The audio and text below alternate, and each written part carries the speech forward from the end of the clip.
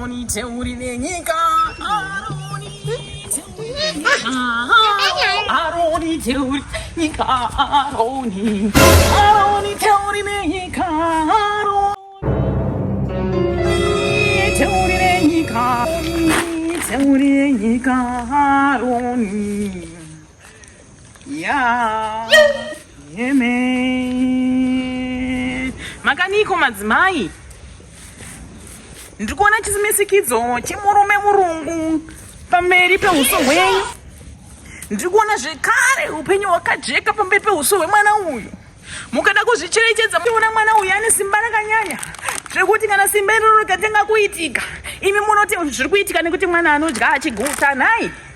Asi ndida kukuudzai kuti hongu angadya achiguta asi ane chimwe chipo chiri paari.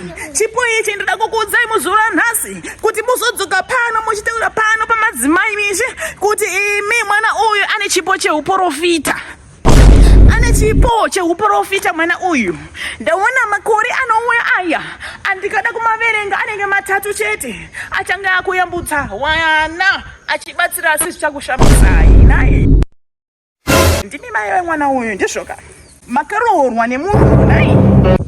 Ai mwana uyu ndowabhosi wangu watondituma, mai vake ndowakaroorwa nemurungu. Madzimai munaedza kuteerera zvakanyanyisa mweya kana uchitaura.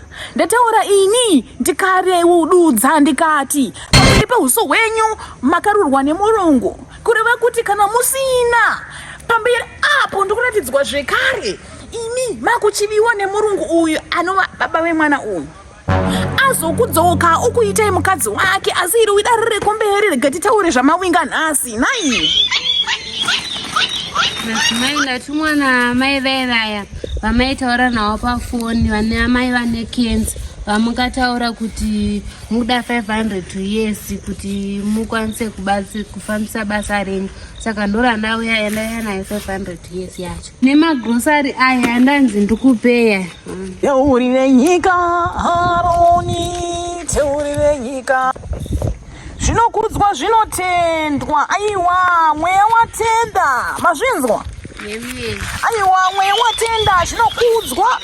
Ndavarirangarira mai ava ndivo vandanga ndichitsanyira pamasowe pano kutaura kuno ndane 20 days ndiri pamasowe pano ndichiedza kutsanyira amai vavo ndivo vari kunomboshava ndiri kuvaziva. Saka muchinge mataura namai ava movaudza kuti madzimai vane mazuva manekwana ivo kuti 20 vari pamasowe.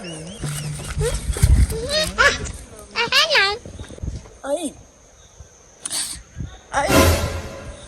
vanoyambuka chete. Vanoyambuka chete. Holy Spirit tenda hangu Johani. Madzimai zvinodudzwa kunzi nemweya mutsvene imi chipo chenyu chatambirwa. Naizvozvo ndicharamba ndichingonamata ndiri pano pasowe ndichinamatira mai ava. Madzimai panenge muri pamasowe mukahoonza. Aiwa ndatenda hangu.